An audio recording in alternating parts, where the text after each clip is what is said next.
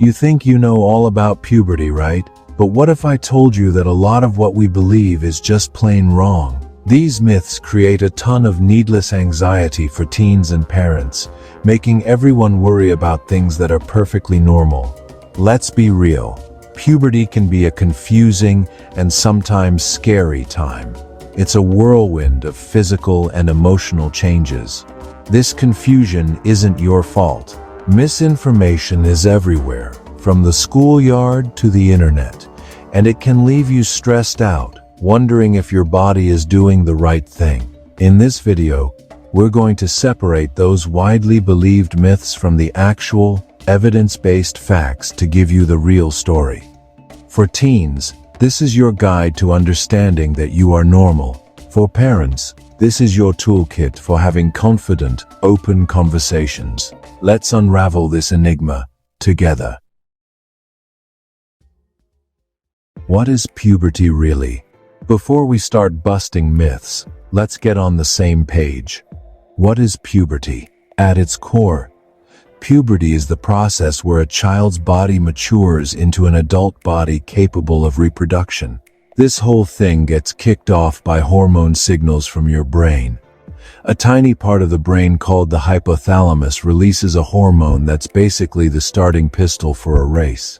That signal zips over to the pituitary gland, which then tells the gonads, the ovaries in people with a uterus, and the testes in people with a penis, to start pumping out the hormones that trigger all the changes. And this isn't an overnight deal. Puberty is a marathon, not a sprint. It's a gradual process that happens over several years. For most people assigned female at birth, these changes usually start somewhere between ages 8 and 13. For most people assigned male at birth, it's typically a bit later, between 9 and 14. But here's the most important part. Everyone's timeline is unique. When you start is the right time for your body. There's absolutely no shame in being an early bloomer or a late bloomer. It's all normal. All right, let's dive into the myths that cause the most confusion, starting with those very first signs. Myth has shown, finding a few new hairs or developing B means puberty has officially started. This one causes so much premature panic. You're in elementary school. You notice some hair or realize you need deodorant way before your friends, and the alarm bells just go off. Fact: the appearance of pubic hair, underarm hair, or body odor by itself is usually not true puberty. It's a separate and generally harmless process called adrenarche. This is when your adrenal glands, they sit on top of your kidneys, start producing weak male hormones called androgens. This can happen years before the brain officially kicks off puberty and is considered a normal variation. True puberty is marked by breast development in those with ovaries and testicular enlargement in those with testes. So, if you notice some hair or a new smell without those other signs, it's typically not a reason to worry. Myth #2. If breast buds show up before age 8, it's definitely precocious or early puberty. For parents and kids, seeing chest development at age 6 or 7 can be startling. It feels way too soon, and it's easy to jump to the conclusion that something is medically wrong.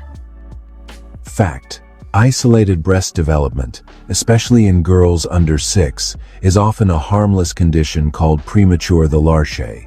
It just means the breasts begin to develop, but no other signs of puberty follow. It's not the full-blown process kicking off.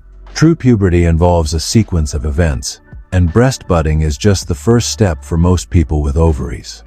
The normal age for this to start can be as young as 7 for white girls and even 6 for black girls. Unless it's paired with a big growth spurt or the start of pubic hair, it's often just the body's normal, early prep work and not a sign of a problem. If you're ever concerned, a doctor can help figure out what's going on. Once puberty is actually underway, a whole new set of myths pop up about how your body is going to change. Myth #3. Getting your first period means you're done growing. This is a huge one, and it causes a lot of anxiety, especially for those who get their periods on the earlier side and worry they'll be shorter than their peers forever. Fact: you still have some growing to do. On average, people who menstruate grow another 1 to 3 inches after their first period. Your biggest growth spurt actually happens about 1 to 2 years before you get your period. Those who start their periods earlier, say around age 10, may grow a bit more afterward, while those who start later, around 15, might have less growing left to do. But your first period definitely doesn't mean your growth has slammed to a halt. Finally, let's tackle some myths about what puberty is supposed to feel like. Myth #6. Puberty is only about the physical stuff. We focus so much on growth spurts, new hair, and periods that we often forget about what's happening on the inside. Fact: puberty is just as much an emotional and psychological journey as it is a physical one. The same hormones that are changing your body are also rewiring your brain. This can lead to intense emotions, mood swings that feel like they come out of nowhere, and new feelings of self-consciousness or anxiety. It's also when you might start having new romantic or sexual thoughts and attractions. These emotional shifts are a completely normal and expected part of growing up. You aren't being dramatic. Your brain is literally building its capacity to handle more complex feelings. Myth #7. Real boys don't get emotional or develop breast tissue.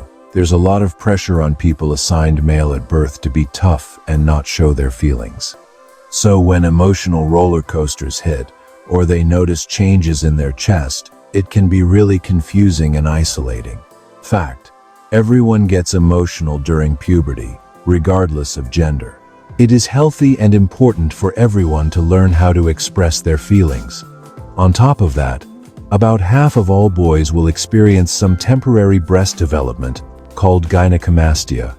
During puberty, this is caused by temporary hormone fluctuations and is most common between ages 11 and 15.